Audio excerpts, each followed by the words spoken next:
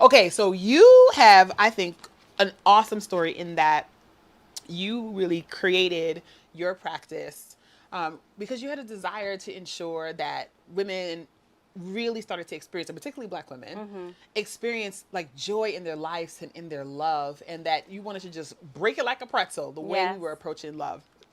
Is that right? Absolutely. That's absolutely right. So one of the things that I think is so interesting as I go around the internet, as you know, there's a lot of advice being given to women from men about how we should act and how we should behave and what a man should do if you're in a cishet relationship, what they shouldn't do, and all the things. And I think a lot of women follow this one particular gentleman. Now since Kevin Samuels is dead. Well, since came right. I mean, they followed him before, but now since he's dead, now it has hyped up. The manosphere is hyped up. We need to do a whole episode on the manosphere. Derrick Jackson. Yes. And I'm not one to gossip, so you ain't really heard it from me. But this gentleman made a gabillion, million, zillion, gabillion dollars from his $2 and $3 books. Okay. Giving us advice about how a man should treat his partner. And then we found out that he was thotting and bopping in these streets on his very holy wife. She was very holy, y'all. She was very holy. And so I'm curious, what were your first thoughts when it came to a Mr. Derrick Jackson and relationship experts like him? So you know what? Yeah, you know what? Get ready, y'all.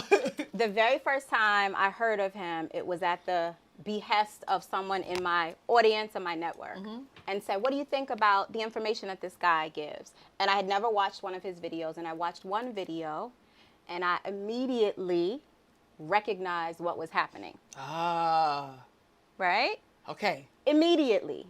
There is no human being who's giving you an unbiased perspective that never holds you accountable. That's right.